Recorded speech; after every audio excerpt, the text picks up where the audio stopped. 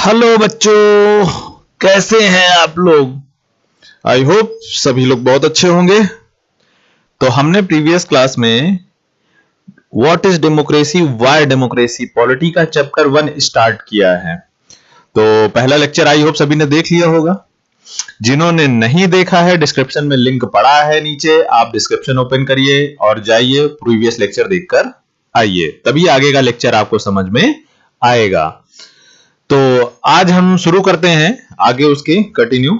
हम लोग last class में मेरिट्स ऑफ डेमोक्रेसी के बारे में पढ़ रहे थे। डेमोक्रेसी की अच्छाइयों के बारे में, क्या क्या अच्छी बातें हैं, इसके बारे में हम लोग जानने की कोशिश कर रहे हैं और समझने की कोशिश कर रहे हैं। तो चलिए स्टार्ट करते हैं। लेकिन स्टार्ट करने से पहले बेटा, जिन लोगों ने चैनल सब्सक्राइब नहीं किया है, चैनल सब्सक्राइब कर लेना। लास्ट टॉपिक में हम लोग थे मेरिट्स ऑफ डेमोक्रेसी में। पहला पॉइंट हम लोगों ने समझ लिया कि डेमोक्रेटिक फॉर्म ऑफ गवर्नमेंट ज्यादा बेटर है। रीजन ये आंसरेबल है, किसके लिए? जनता के लिए। जनता को इसे जवाब देना होगा। अगर कोई भी काम करती है तो इस किसके प्रति उत्तरदायी है? जनता के प्रति। अगर जनता को आंसर नहीं देगी गवर्नमेंट, तो जनता क्या करेगी? उस गवर्नमेंट को हटा देगी। अब जनता को यह मौका कैसे मिलता है? तो किसी भी डेमोक्रेटिक फॉर्म ऑफ गवर्नमेंट में एक डेफिनेट डिफाइंड इंटरवल में इलेक्शंस होते हैं, और उन इलेक्शंस में आप जिस पार्टी को जिताना चाहते हो जिता देते हो, जिस पार्टी को हराना चाहते हो हरा देते हो अपने वोटिंग पावर से। ध्यान रखिएगा, हमने दूसरी बात समझाई थी कि डेमोक्रेसी में ही पॉसिबिलिटी है कि जो भी डिसीजन लिए गए हैं उनमें इंप्रूवमेंट किया जा सके। उन डिसीजंस को बदलने की क्षमता सिर्फ डेमोक्रेटिक फॉर्म ऑफ गवर्नमेंट में है। अगर मोनार्कियल फॉर्म ऑफ गवर्नमेंट में किसी राजा ने कोई डिसीजन ले लिया है तो उसको कोई नहीं बदल सकता। ये ध्यान रखिएगा बच्चा। तो डिसीजन इंप्रूव करने की क्वालिटी किसमें है? याद रखिएगा, डेमोक्रेटिक फॉर्म ऑफ गवर्नमेंट में है। आप डिसीजन मेकिंग को अच्छा कर सकते हैं, जितना अच्छा करना चाहें उतना कर सकते हैं। अब सवाल यह है कि कैसे आप डिसीजन मेकिंग को इंप्रूव कर सकते हैं। तो बेटा, उसके लिए क्या करना है आपको? आपके पास कई सारे वेपन हैं। जैसे एग्जांपल के लिए, अगर आपको कोई लॉ पसंद नहीं आया गवर्नमेंट के द्वारा बनाया हुआ, तो आप उसके लिए सुप्रीम कोर्ट जा सकते हो।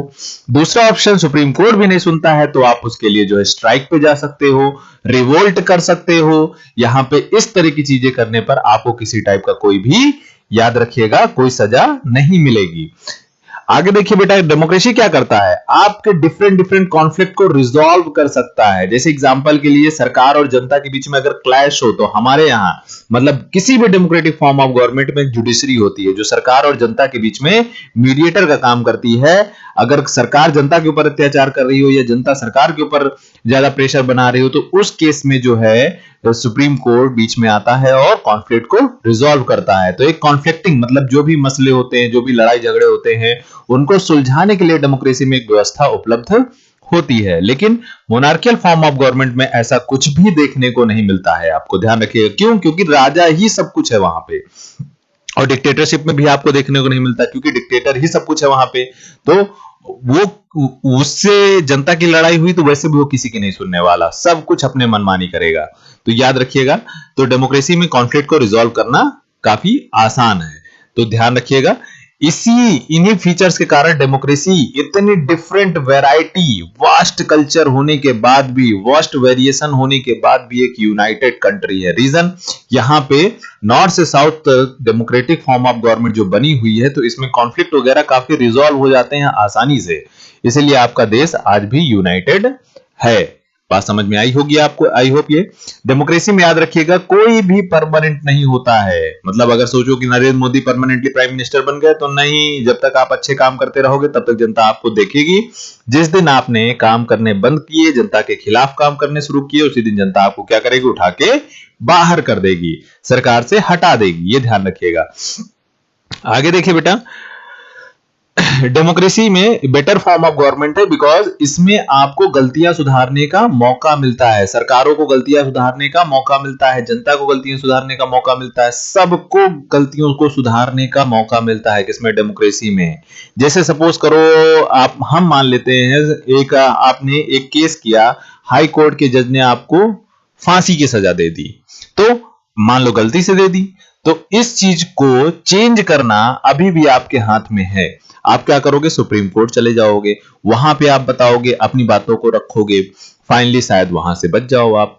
तो गलतियों को सुधारने का मौका डेमोक्रेसी देती है। डेमोक्रेटिक फॉर्म ऑफ गवर्नमेंट में गलतियों को आसानी से सुधार सकते हैं आप। लेकिन सपोज करिए आप मोनार्कियल फॉर्म ऑफ गवर्नमेंट में होते, राजा ने अगर कोई फैसला सुना दिया, आपको मृत्यु दंड दे दिया, तो क्या वो अपना फैसला बदल सकता है? नहीं बदल सकता। आप कहीं और जाके अपील कर सकते हो? नहीं कर सकते हो। ध्यान रखिएगा, डेमोक्रेसी में क्या है, लोगों की डिग्निटी को इनहेंस किया जाता है, बढ़ावा दिया जाता है। याद रखिएगा, आत्मसम्मान को बढ़ावा मिलता है यहां पे। क्यों? सभी का अपना अपना सम्मान है, चाहे नरेंद्र मोदी प्रधानमंत्री हो, चाहे एक आम आदमी हो, दोनों का सम्मान बराबर होता है डेमोक्रेसी में। ध्यान रखिएगा।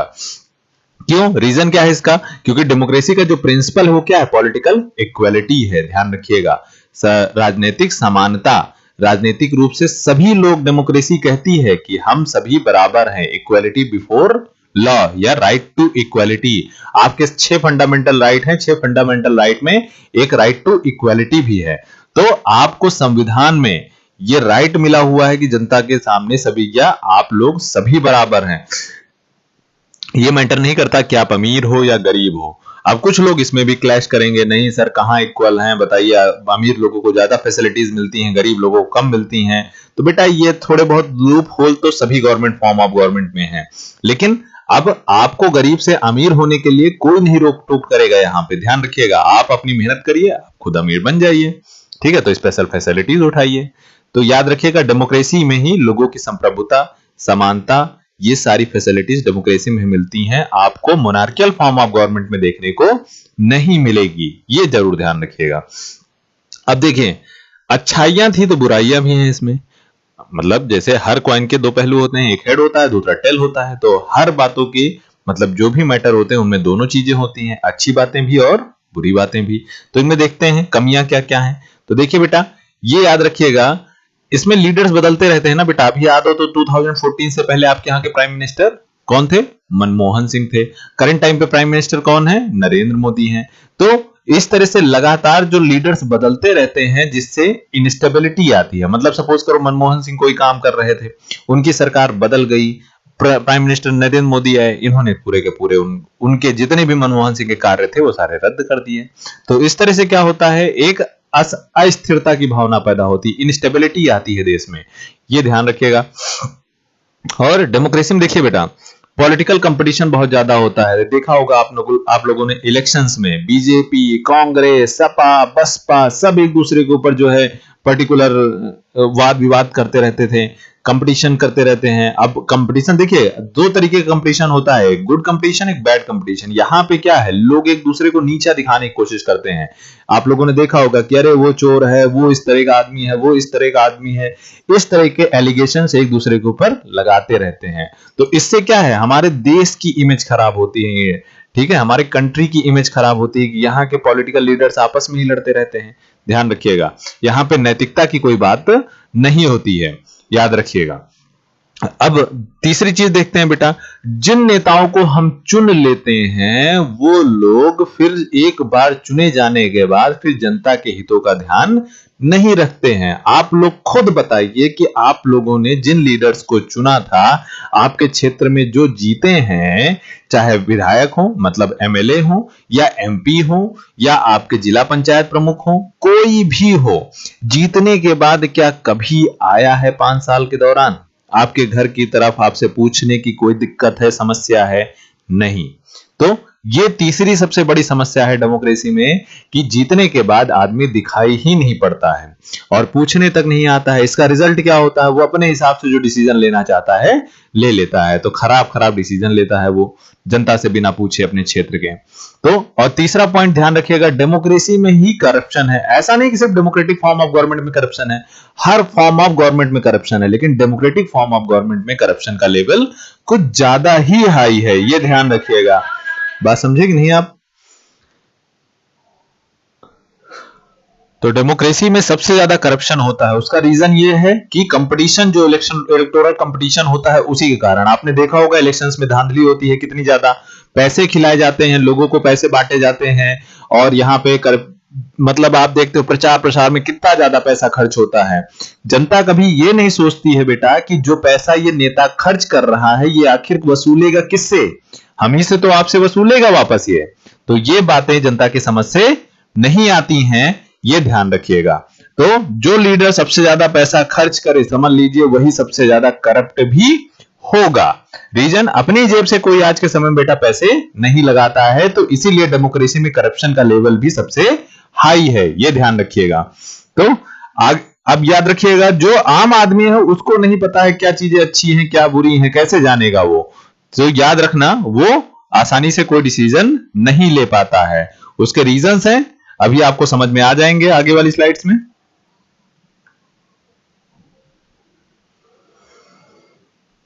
अब चलिए थोड़े से डिफरेंसेस देख लेते हैं, democratic government and non democratic government में क्या क्या डिफरेंसेस हैं।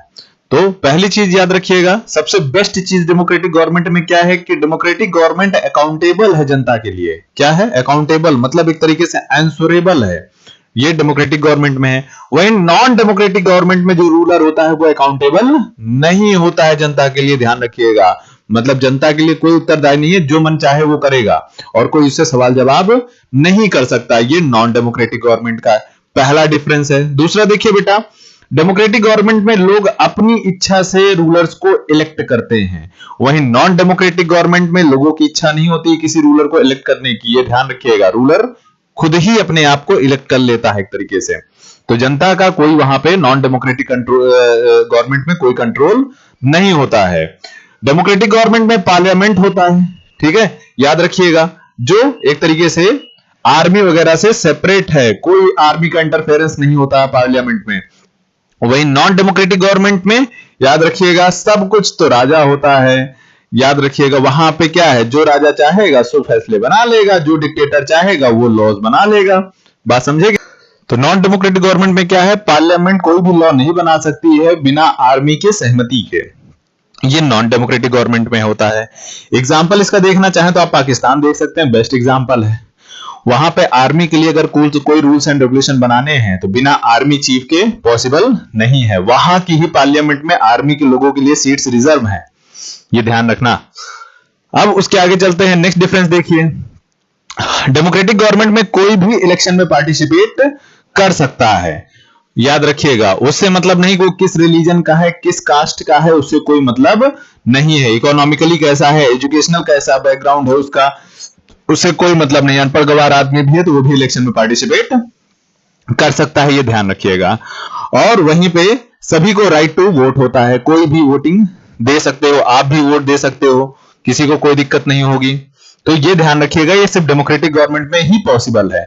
वहीं नॉन डेमोक्रेटिक गवर्नमेंट में क्या है, सिटीजन्स के पास कोई राइट टू वोट का कोई कॉन्सेप्ट नहीं होता है, ये ध्यान रखना बच्चा। राइट टू वोट का कोई कॉन्सेप्ट नॉन डेमोक्रेटिक गवर्नमेंट में नहीं होता है, किसी के पास कोई राइट वाइट नहीं है वहां पे। आगे देखिए बच्चा, तो डेमोक्रेटिक गवर्नमेंट में हर चीज डिस्कस की जाती है, ये ध्यान रखिएगा। डेमोक्रेटिक गवर्नमेंट में क्या होता है, हर चीज का डिस्कशन होता है। और non democratic government dictatorship policy होती है, मतलब कोई किसी से कुछ नहीं, जनता के साथ विश से रूल नहीं किया जाता है, ध्यान रखिएगा। देखिए सामने लिखा हुआ है, डेमोक्रेटिक गवर्नमेंट में क्या, फ्री एंड फेयर इलेक्शंस होते हैं, साफ सुथरे, किसी टाइप का कोई करप्शन नहीं होता है, रेयरली ही देखने को कहीं मिलता है ये सारी चीजें, ठीक है, याद रखिएगा। सबको इलेक्शंस में इक्वल अपॉर्चुनिटी देता है, कोई भी जनता में पीपल्स, कोई भी जनता का पर्टिकुलर प्रतिनिधि पार्टिसिपेट कर सकता है विदाउट एनी रिस्ट्रिक्शन और इंस्ट्रक्शन, यह ध्यान रखिएगा। और वहीं पे देखिए, नॉन डेमोक्रेटिक गवर्नमेंट डिक्टेटरशिप के बेस पे होती हैं, तो उसमें जनता के द्वारा कोई मतलब नहीं है। और यहां पे डेमोक्रेटिक गवर्नमेंट की तरह यहां कोई इलेक्शंस नहीं होते हैं, और इलेक्शंस होते भी हैं तो जैसे डेमोक्रेटिक गवर्नमेंट में होते हैं वैसा नहीं, सबको राइट नहीं मिलता है पार्टिसिपेट करने का, ये ध्यान रखिएगा। ये बात समझ में आई कि नहीं? एग्जाम्पल के लिए चाइना की गवर्नमेंट का फॉर्मेशन आप लोग ध्यान से देखिएगा कैसे होता है, आपको बहुत अच्छे समझ में आएगा वहां पे। आगे चलते हैं, देखिए डेमोक्रेटिक गवर्नमेंट में हर कोई कुछ भी एक्सप्रेस करने के लिए फ्री है, याद रखिएगा। आप कहीं भी कोई भी आर्टिकल लिख सकते हो, कि कुछ भी एक्सप्रेस कर सकते हो, स्पीचेस दे सकते हो, आपको कोई रोकने या टोकने नहीं आएगा, ये डेमोक्रेटिक गवर्नमेंट का फीचर है, ध्यान रखिएगा। वहीं नॉन डेमोक्रेटिक गवर्नमेंट में आप राजा के खिलाफ, किसी के खिलाफ कुछ नहीं बोल सकते, अदरवाइज याद रखिएगा उनके पास कोई फंडामेंटल राइट्स नहीं होते हैं। वहीं डेमोक्रेटिक गवर्नमेंट में सभी के पास क्या होते हैं, फंडामेंटल राइट्स होते हैं। यह बात आई होप सभी को समझ में आई होगी। आगे देखिए, यहां तक की बातें समझ में आई होंगी, तो आप लोग ये पॉइंट्स अपनी कॉपीज में जरूर लिख लीजिएगा। हम इसे एक बार और आपको नेक्स्ट लेक्चर में एक्सप्लेन कर देंगे, ध्यान रखिएगा। तो डिफरेंसेस, अगर मेजर डिफरेंसेस देखे जाएं डेमोक्रेटिक गवर्नमेंट और नॉन डेमोक्रेटिक गवर्नमेंट में, तो हमें कुछ ही मेजर डिफरेंसेस देखने को मिलते हैं। जैसे एग्जांपल के लिए डेमोक्रेटिक गवर्नमेंट में फ्रीडम है, नॉन डेमोक्रेटिक में गवर्नमेंट में कोई फ्रीडम नहीं है, किसी भी टाइप की फ्रीडम नहीं है। ये एक मेजर डिफरेंस देख के निकल के सामने आता है। इतनी बात आई होप सभी को समझ में आ गई होगी। अब चलिए देखते हैं डेमोक्रेटिक गवर्नमेंट कितने टाइप की होती है। तो डेमोक्रेटिक गवर्नमेंट दो टाइप की होती है, एक डायरेक्ट डेमोक्रेसी कहलाती है और दूसरी इनडायरेक्ट डेमोक्रेसी कहलाती है। ध्यान रखिएगा, डायरेक्ट डेमोक्रेसी क्या होती है, जिसमें पीपल्स डायरेक्टली इलेक्टेड होते हैं। प्रीवियस लेक्चर में भी ये मैंने बताया था आपको। तो पीपल्स इसमें कैसे डायरेक्टली किसी भी लॉस के फॉर्मेशन में पार्टिसिपेट करते हैं। ध्यान रखिएगा, पीपल्स डायरेक्टली किसी भी लॉस के फॉर्मेशन में पार्टिसिपेट करते हैं, इसे डायरेक्ट डेमोक्रेसी कहते हैं। ये बात आई होप सभी को समझ में आ गई होगी। और जो भी डिसीजन लिए जाते हैं वो हमेशा मेजोरिटी के बेस पे लिए जाते हैं डायरेक्ट डेमोक्रेसी में। यहां पे कोई पार्लियामेंट वगैरह नहीं होती है, सब जनता पूरी है, पूरा देश ही पार्लियामेंट है एक तरीके से। तो इस तरह की जो डेमोक्रेटिक फॉर्म ऑफ गवर्नमेंट है या डायरेक्ट डेमोक्रेसी है, ये उन्हीं देशों में पॉसिबल है जहां पे पॉपुलेशन काफी कम है। ध्यान रखिएगा, मेजर पॉपुलेटेड कंट्रीज में ये चीजें पॉसिबल नहीं है। ये बात सभी को समझ में आ गई होगी। आगे बढ़ते हैं बच्चा।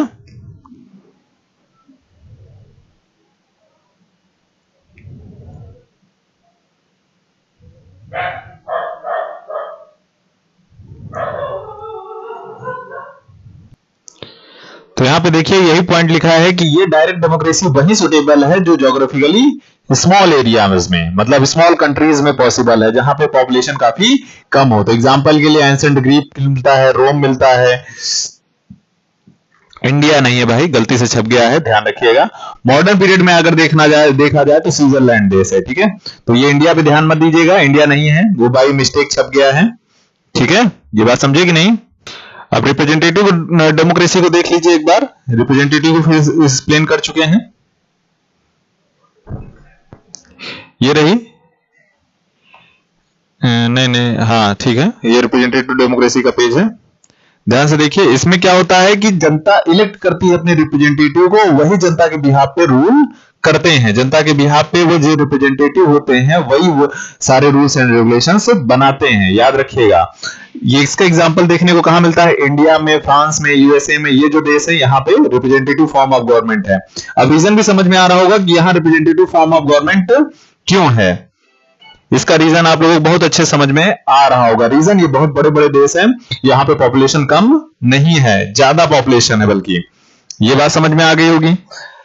देखिए अब कुछ केस स्टडीज आपके यहां दिए, जैसे Pakistan, Saudi Arabia, China, Estonia, Mexico, Fiji, Zimbabwe, Sri Lanka, इतने देशों के बारे में आपको थोड़ी थोड़ी इंफॉर्मेशन लेनी है, ज्यादा नहीं।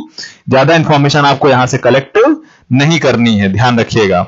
बस थोड़ी थोड़ी इंफॉर्मेशन आपको यहां से गैदर करनी है। जैसे एग्जांपल के लिए पाकिस्तान के लिए एक केस स्टडी है, सबसे पहला पाकिस्तान के लिए देखते हैं। तो पाकिस्तान देश आप लोग जानते ही हो कब बना था, 1947 में। 15 अगस्त को हम लोग इंडिपेंडेंस डे मनाते हैं और 14 अगस्त को वो लोग मनाते हैं, एक दिन पहले हमसे। तो ये ध्यान रखिएगा। तो वहां पे जनरल परवेज मुशर्रफ थे। कौन थे? जनरल परवेज मुशर्रफ। आज भी हैं, ऐसा नहीं है, लेकिन बस देश में नहीं रहते हैं वो, ध्यान रखिएगा। तो जनरल परवेज मुशर्रफ जो थे वो मिलिट्री जनरल थे, एक समय मिलिट्री जनरल थे। और इन्होंने क्या किया, 1999 में, 1999 में पाकिस्तान में कूप कर दिया, तख्ता पलट कर दिया, मिलिट्री कूप, याद रखिएगा। मतलब क्या होता है, अब कूप का मतलब समझिए क्या होता है, कि सरकार बदल देना, सरकार पलट देना, उसे ही कूप कहते हैं, ठीक है। मतलब जो डेमोक्रेटिक फॉर्म ऑफ गवर्नमेंट थी उसको हटा के, पार्लियामेंट हटा के, सब कुछ as the dictator Parvez Musharraf ही सब कुछ बन गए, ये ध्यान रखिएगा। यहां तक बात समझ में आ गई होगी।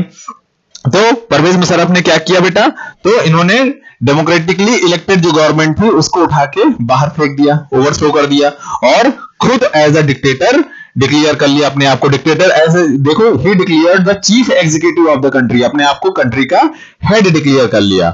और 2002 में अपने आप को प्रेसिडेंट डिक्लेयर कर लिया। याद रखिएगा, इनको जनता ने नहीं चुना है, खुद से इलेक्ट हो गए हैं, खुद से ही सारे काम कर रहे हैं। और एक रेफरेंडम कराया था इन्होंने। रेफरेंडम मतलब क्या होता है? जनता का जिसमें मत लिया जाए। बात समझिए, सीधी सीधी बात। तो जनता का जिसमें मत लिया जाए वो रेफरेंडम कराया गया।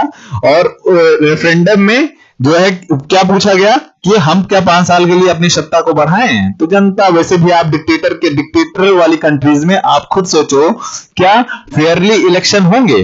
रेफरेंडम फेयरली हुआ होगा? बिल्कुल नहीं हुआ होगा। तो ये ध्यान रखिएगा। वहां पे 5 ईयर का एक्सटेंशन दिया उन्होंने। देखिए, media, human right organisation and democratic activist जो थे, उन्होंने कहा कि referendum was based on malpractice and fraud. मतलब रेफरेंडम जो कराया गया है गलत तरीके से कराया गया है, एकदम रेफरेंडम सही नहीं है। ये ध्यान रखिएगा। ये सभी लोग चिल्ला चिल्ला के कह रहे थे। तो देखिए 2002 में क्या हुआ? लीगल फ्रेमवर्क ऑर्डर एक अमेंड किया गया कॉन्स्टिट्यूशन में। कॉन्स्टिट्यूशन जो पाकिस्तान का है, वहां पे कॉन्स्टिट्यूशन में अमेंडमेंट किया गया। ये ध्यान रखिएगा। कॉन्स्टिट्यूशन में अमेंडमेंट क्या था, ये ध्यान से समझिए बच्चा। जो कॉन्स्टिट्यूशन में अमेंडमेंट किया गया उसमें कुछ चेंजेस किए गए। जैसे कि एग्जांपल के लिए इस कॉन्स्टिट्यूशन में अमेंडमेंट क्या किया गया बेटा? इसमें किया ये गया कि जो है प्रेसिडेंट जो होता है वो नेशनल असेंबली या प्रोविजनल असेंबली को कभी भी डिस्पर्स कर सकता है, खत्म कर सकता है, डिसमिस कर सकता है। ये प्रेसिडेंट के हाथ में पावर दे दी गई अमेंडमेंट करके। ये ध्यान रखिएगा। तो ये अमेंडमेंट किया गया था लीगल फ्रेमवर्क 2002 के द्वारा। ठीक है, तो ध्यान रखिएगा 2002 में लीगल फ्रेमवर्क के द्वारा जो चेंज किए गया। इससे क्या हुआ याद रखिएगा। और एक और चीज इसी में अमेंडमेंट करके की गई, ये ध्यान रखना बच्चा। एक सिविल कैबिनेट जो है बनाई जाएगी जो सुपरवाइज करेगी पूरे के पूरे वर्क को। याद रखिएगा, ये सिक्योरिटी काउंसिल थी। उस सिविल कैबिनेट का नाम क्या था? National security council. क्या नाम था? National security council. ये सिविल कैबिनेट पूरे के पूरे पार्लियामेंट्री वर्क को मेंटेन करेगी, मतलब ऑर्गेनाइज करेगी, देखेगी कि क्या कर रही है पार्लियामेंट, सही कर रही है कि नहीं कर रही है, ये सारे डिसीजंस देखेगी। और इस नेशनल सिक्योरिटी काउंसिल में कौन होते थे? तो सारे के सारे जनरली मिलिट्री ऑफिसर्स होते थे। कौन होते थे बेटा? मिलिट्री ऑफिसर्स होते थे। याद रखिएगा। उसके बाद देखिए, ये जो लॉ पास किया गया, इसी के बाद वहां पे इलेक्शंस करा दिए गए। अब इलेक्शन कराने का क्या बेनिफिट है? आप खुद सोचो बेटा। मतलब कॉन्स्टिट्यूशन में चेंज ये कर ही दिया गया है कि प्रेसिडेंट जब चाहे तब जो है जो नेशनल असेंबली वगैरह है उसको डिसॉल्व कर सकता है। तो अब जब भी जो भी गवर्नमेंट बनेगी उसके हाथ में क्या कोई पावर रह जाएगी? बिल्कुल नहीं रह जाएगी। तो याद रखिएगा, इलेक्टेड रिप्रेजेंटेटिव जो आए उनके पास कुछ ही पावर रही, बच गई। बाकी सारी पावर छीन ली किसने? प्रेसिडेंट ने। सारी की सारी पावर कहां कंसंट्रेट हो गई? प्रेसिडेंट में। और फाइनल पूरी की पूरी military officer general Pervez Musharraf के हैंड में आ गई पूरी की पूरी पावर। यहां तक की बात समझ में आई? ये पाकिस्तान में हुआ था, एक डेमोक्रेटिक कंट्री जिसने अपने आप को एक तरीके से डिक्टेटरशिप में कन्वर्ट कर लिया। तो आपने ये देखा, फाइनली 2008-9 तक ये सरकार चलती रही और उसके बाद फाइनली वहां पे दोबारा में डेमोक्रेटिक इलेक्शन हुए। आज के समय में करंट टाइम पे कौन है? इमरान खान वहां के प्रेसिडेंट बने हुए हैं और रूल्स एंड रेगुलेशन अभी डेमोक्रेटिक फॉर्म ऑफ गवर्नमेंट में चल रहे हैं। लेकिन उस समय का वो जो चेंज था, आज भी उसका इंपैक्ट वहां के पार्लियामेंट्री सिस्टम में या गवर्नमेंट फॉर्म ऑफ सिस्टम में देखने को मिलता है। आज भी वहां पे गवर्नमेंट को मिलिट्री डोमिनेट करती है, क्योंकि नेशनल सिक्योरिटी काउंसिल आज भी बनी हुई है उसी तरह से, वो डिसमिस या डिसॉल्व नहीं की गई। ये ध्यान रखिएगा। तो ये तो पूरा केस था आपके पाकिस्तान का। अब अगला देखते हैं चाइना का। चाइना क्या है? हमारा ये भी पड़ोसी देश है। तो देखिए बेटा, यहां पे हर 5 साल में इलेक्शंस होते हैं ना। तो देखिए चाइना की पार्लियामेंट का नाम क्या है? देखिए बढ़िया सा नाम है ना, पढ़िए जरा सा। आप लोग पढ़ के मुझे बताइएगा, ठीक है। हम फिलहाल दूसरा इंग्लिश का जो ट्रांसलेशन है चाइनीज छोड़कर दूसरा इंग्लिश वाला हम पढ़ते हैं, नेशनल पीपल कांग्रेस, ठीक है। और अगर इसको चाइनीज लैंग्वेज में पढ़ोगे तो क्वानिंगू रेनमिन डायबेयो दबदहू। याद रखिएगा, तो बढ़िया नाम है ना।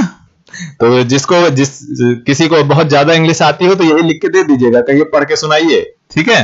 तो ये ध्यान रखिएगा, वो दोबारा आपसे नहीं कहेगा कि आई नो बेटर इंग्लिश। ये ध्यान रखिएगा बच्चा। यहां तक की बात समझ में आ गई होगी आपको। आगे बढ़ते हैं। देखिए बेटा, उसमें ये जो नेशनल पीपल्स कांग्रेस है, इसी के पास पावर होती थी गवर्नमेंट को बनाने की, मतलब वहां के प्रेसिडेंट को चुनने की आजादी किसके पास है? ये नेशनल पीपुल्स कांग्रेस के पास है। किसके पास है? नेशनल पीपुल्स कांग्रेस के पास है, ध्यान रखिएगा जो ये है। और इसमें कितने मेंबर्स हैं? तो नियरली 3000 पीपुल्स हैं, याद रखिएगा। 3000 लोग अलग अलग कोने से मतलब चुन के लाए गए हैं, चुन के आए हैं, इलेक्टेड हुए हैं। कुछ लोग आर्मी के भी हैं इसमें। कहां के बेटा? आर्मी के भी, जैसा चाइना में सॉरी पाकिस्तान में अभी आपने देखा तो कुछ लीडर्स आर्मी के भी थे उसमें। आगे देखिए बेटा, अगर आपको चाइना में इलेक्शन लड़ना हो, सपोज करिए जैसे इंडिया में इलेक्शन लड़ना है तो क्या है, शाम को सो के उठो, रात को सपने में आए कि हमें इलेक्शन लड़ना है, और सुबह उठे और इलेक्शन लड़ने के लिए अपना झंडा डंडा उठा के शुरू हो गए कि हाँ हम इलेक्शन लड़ने जा रहे हैं। लेकिन चाइना में ऐसा कुछ नहीं कर सकते आप। इंडिया में क्या कोई रोकेगा? सुबह सुबह उठे, मान लो 3 दिन 4 दिन बाद या इस महीने इलेक्शन है तो आप मुंह उठा के जब मन का तब लड़ जाओ, भले कोई वोट ना दे वो बात अलग है, लेकिन आप इलेक्शन लड़ सकते हो। बस एज वगैरह का क्राइटेरिया थोड़ा सा ध्यान रखना कि 25 साल या 18 21 साल से ऊपर ही रहो, ठीक है। 21 साल से कम वालों को दरअसल हम नहीं छूट देते हैं ना, जानते हो। अगर इसी सपोज करो 10-12 साल के किसी बच्चे को मतलब पोस्ट पे लड़ने का मौका दे दिया जाए तो वो किस तरह के लॉस बनाएगा? सारे स्कूल्स बंद कर दिए जाए हमेशा के लिए, पढ़ाई लिखाई बंद कर दी जाए, सोचिए इसी तरह के लॉस भाव करेगा वो। क्यों? क्योंकि उसके दिमाग में वही सारी चीजें हैं, स्कूल वगैरह ही उसकी दुनिया है, ये ध्यान रखिएगा। आगे देखिए बेटा, अगर आपको चाइना में इलेक्शन लड़ना है तो आपको अप्रूवल लेना होगा किससे? चाइनीज कम्युनिस्ट पार्टी से। किससे बेटा? चाइनीज कम्युनिस्ट पार्टी से आपको अप्रूवल लेना होगा। जब चाइनीज कम्युनिस्ट पार्टी आपको अप्रूव करेगी तभी आप इलेक्शन में पार्टिसिपेट कर सकते हैं, ये ध्यान रखिएगा। अदरवाइज आप इलेक्शन में पार्टिसिपेट नहीं कर सकते। तो वहां पे सिर्फ एक ही पार्टी का रूल चलता है जिसे चाइनीज कम्युनिस्ट पार्टी कहते हैं, सीसीपी, ध्यान रखना। तो आपको लड़ना है तो भाई सीसीपी में जाओ, हाँ जल्दी से, और वहां बोल देना कि भाई हमें लड़ना है, आपके इंडिया से आए हैं, लड़ने का मौका दीजिए, आपके चाइना को बदल के रख देंगे। हमने इंडिया को बदल दिया है तो चाइना कौन सी बड़ी चीज है, क्यों? ध्यान रखिएगा। आगे देखिए बच्चा, देखिए कम्युनिस्ट पार्टी जो है ये छोटी छोटी 8 पार्टियों का जो है एक ग्रुप है।